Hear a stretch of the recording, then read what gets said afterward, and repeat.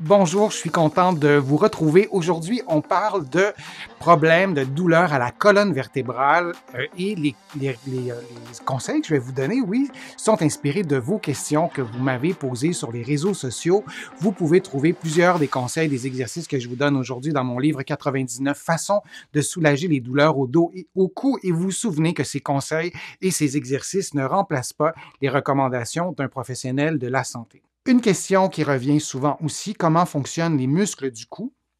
Par exemple, si on a un accident de voiture, et qu'est-ce qu'on peut faire aussi pour en prendre soin de ces muscles-là? Et c'est une petite région, la région cervicale, mais il y a vraiment, vraiment plusieurs muscles. Et je vais vous en montrer quelques-uns. L'idée, là, c'est pas de tomber dans un cours élaboré d'anatomie, mais quand même, c'est intéressant de les revoir, ces muscles-là. Alors, il y a les muscles du cou, on ne peut pas parler des muscles du cou sans parler de l'épaule, sans parler du milieu, même du bas du dos, des muscles qui touchent au crâne. Donc, c'est important, même si je vais vous parler du cou, mais de se souvenir que ces trois régions-là, mais il y en a d'autres, sont étroitement liées à la mobilité, à la musculature du cou. Ce sont les muscles qu'on connaît le plus, les trapèzes ou le trapèze, si vous préférez. Lorsqu'on palpe notre cou ou nos épaules, ben, on touche, entre autres, aux muscles trapèzes, mais il y en a vraiment, vraiment plusieurs autres. Je vais vous en montrer. Laissez-moi juste faire un petit quelque chose ici, comme ça va être mieux. OK. Je vais vous en montrer d'autres. Et je vais surtout vous montrer la complexité de ces muscles-là. Vous voyez, il y a vraiment plusieurs couches de muscles et ça, il ne faut jamais l'oublier. Donc, lorsqu'on a un accident de voiture, une chute, il faut entrer dans tout ça, violence conjugale, agression, on en parle très peu. C'est-à-dire, on en parle très peu lorsqu'on parle d'accident, mais c'est pas une petite proportion de personnes qui sont victimes de violences et qui ont des problèmes de cou et parfois qui n'en parlent pas pour plein de raisons qu'on peut comprendre. Donc, il y a plusieurs couches de muscles et ces muscles-là se contractent lorsqu'on a un accident, peu importe la cause de l'accident, le contexte de l'accident. Et vous voyez qu'il y a vraiment des tout petits muscles qui sont de plus en plus aussi en profondeur. Si vous regardez sur l'illustration de gauche, on voit, je ne sais pas si c'est clair pour tout le monde, l'image est un peu surexposée, mais on voit les vertèbres et on voit qu'il y a des tout petits muscles qui sont situés là. Je vais vous montrer les muscles différemment. Je vais vous les montrer en vidéo pour ce qui est de la région cervicale et je vais arrêter la vidéo pendant que je vous parle pour que vous puissiez les voir. Et donc, je vais l'arrêter ici. Alors, vous voyez ici, le muscle qui est en diagonale, qui est le sternoclédomastoïdien. Mais si j'accélère la vidéo un petit peu plus, je vais aller chercher ça ici dans 2 secondes. Je vais pouvoir l'accélérer, ça ne sera pas bien long. Donc, si j'accélère la vidéo ou je l'avance, ben, on voit qu'il y a des muscles qui sont vraiment en 3 dimensions et on voit les vertèbres qui sont devant et on voit aussi l'étendue des muscles qui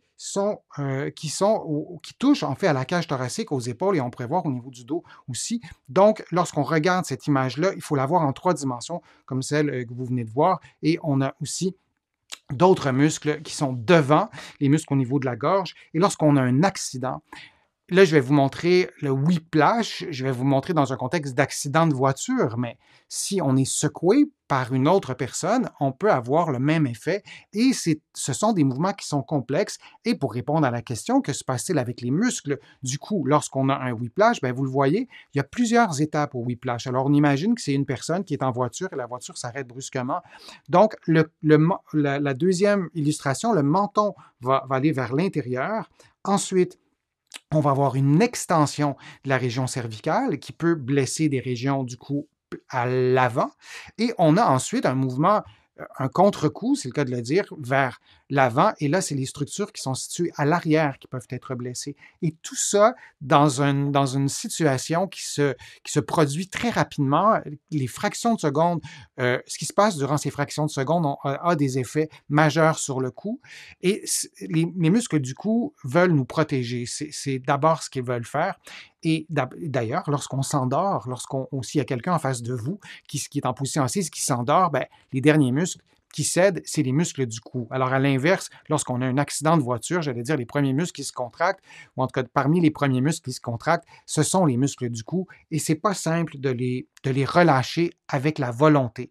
Et donc, on a l'autre particularité aussi, si on est en voiture, ben, on peut avoir le coussin gonflable aussi qui se déclenche et on peut avoir un autre impact au niveau de la tête en raison du coussin gonflable. Et même s'il n'y a pas de coussin gonflable, qui se déclenche, on a les mains sur le volant. Alors, c'est une situation qui est vraiment très particulière.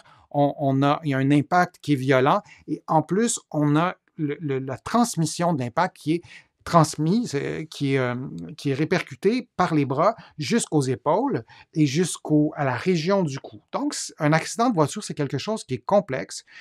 Le corps est bien fait. L'idée, c'est pas d'être catastrophé, c'est de se dire c'est toujours grave pour le coup. On peut récupérer rapidement, mais ce sur quoi je voulais insister, c'est qu'il faut se donner 48 heures. Ça arrive parfois, des gens de mon entourage, mes proches, qui ont un accident de voiture peu importe l'heure, à l'heure du midi, et quelques heures après, ils se disent ben, « je suis correct, j'ai pas de douleur, tout se passe bien », et tant mieux si c'est ça. Mais il faut être à l'affût des signes, parce que les muscles, après un accident, toujours pour répondre à la question, parfois, on a de l'adrénaline, parfois, on a du cortisol, on a des hormones de stress et d'autres hormones aussi, qui vont engourdir tout ça, alors on ressent rien. On pense que tout va bien. On a aussi on peut avoir aussi de l'inflammation, une réaction inflammatoire. Et ça, la réaction inflammatoire, que ce soit après un accident de voiture ou dans un autre contexte, c'est pas instantané. Ça prend pas quelques secondes, ça prend quelques heures.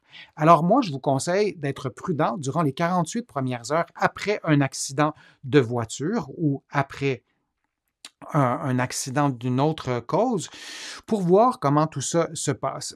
Sinon, si vous n'attendez pas ce 48 heures-là et vous reprenez vos activités, peut-être que vous allez détériorer votre condition aussi. Alors, d'être prudent et j'allais dire d'être patient si on a un accident de voiture et de penser aux 48 heures. Alors, je vous donne quelques conseils en rafale, des conseils simples. Le premier, évidemment, consulter. Parfois, l'accident est vraiment mineur, on n'a pas de douleur au cou, 48 heures après, tout va bien, mais consultez si il y a quelque chose qui n'est pas comme avant, que ce soit au cou ou ailleurs dans une autre articulation. Et ça peut être intéressant aussi, vous allez en trouver plusieurs sur ma chaîne, des exercices simples pour le cou qui vous indiquent les mouvements simples que la tête et le cou devraient pouvoir effectuer sans douleur et dans une mobilité complète. Alors, vous pouvez aussi faire des exercices tout simples comme test pour voir si vos capacités physiques sont revenues. Et parfois, c'est lorsqu'on reprend des activités plus exigeantes, comme des activités sportives, par exemple, dans les semaines qui suivent ou dans les jours qui suivent, on est rétabli, mais on se rend compte que lorsqu'on tourne la tête dans certaines directions, lorsqu'on effectue des efforts plus grands en lien avec cette activité sportive, par exemple, ben là, on se rend compte qu'il y a des choses qui ne fonctionnent pas. Se reposer, alors là, je ne savais pas trop quelle image placer pour pas non plus vous induire en erreur ou suggérer quelque chose que je ne vais pas suggérer. Le repos pour les muscles du cou, c'est pas de ne plus bouger, c'est d'éviter de surmener son cou, de prendre soin de son sommeil. Parfois, après un accident de voiture, c'est difficile de trouver une position pour bien dormir. Moi, je vous conseille de chercher cette position lorsqu'il y a de la douleur après un accident. Vous pouvez prendre des rouleaux, ça aussi, vous allez trouver sur ma chaîne. Vous roulez une serviette que vous ajoutez sous le cou, juste pour une journée, une nuit ou deux, pour voir si ça vous aide à avoir un meilleur sommeil. Donc, de vous reposer, donc pas juste de dormir, mais d'éviter de surmener votre cou. C'est vraiment pas anodin. Et lorsqu'on veut bien guérir après un accident, c'est vrai pour le cou et tout le reste, plus on agit rapidement, plus on se repose, plus on repose, en fait, cette région du corps, mais soi-même aussi si on est dans un contexte de surmenage, mais donc de se reposer et de se détendre, de détendre les muscles aussi. Vous allez trouver sur ma chaîne plein d'automassages pour le cou, je vais vous en montrer un, qui font en sorte de pouvoir détendre les muscles.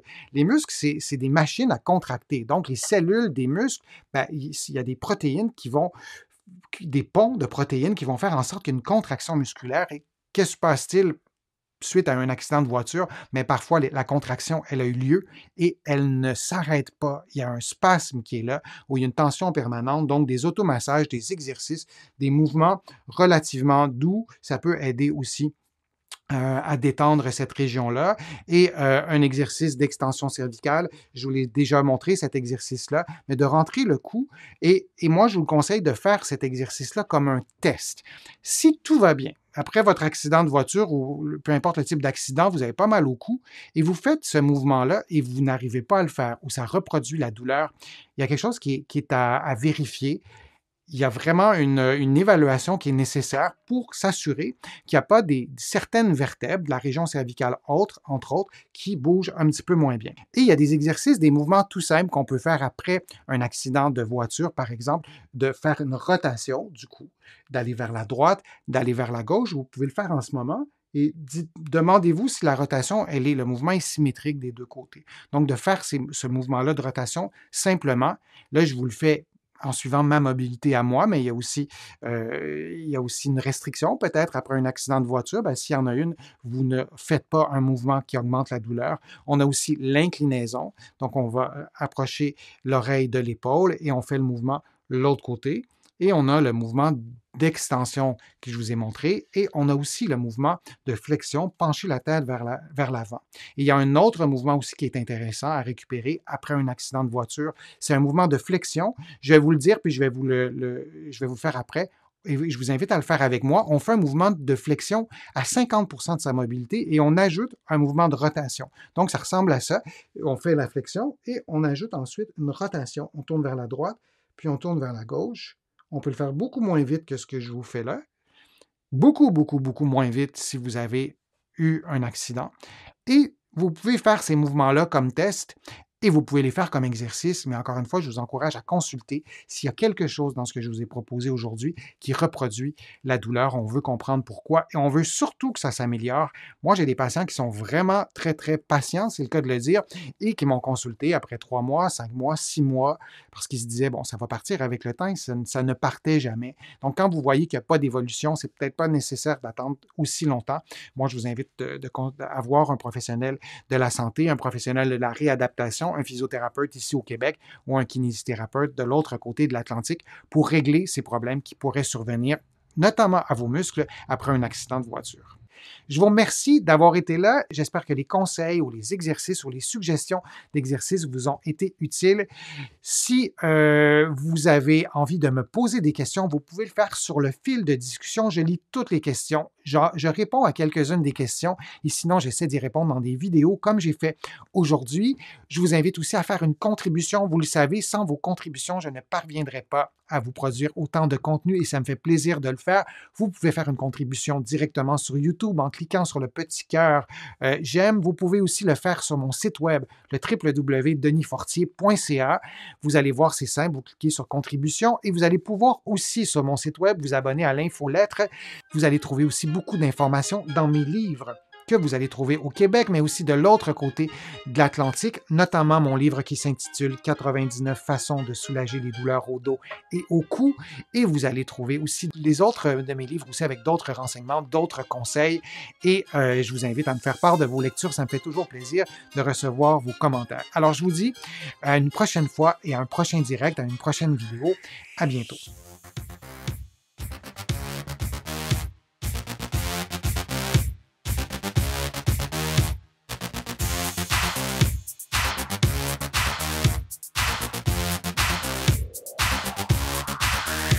Shh.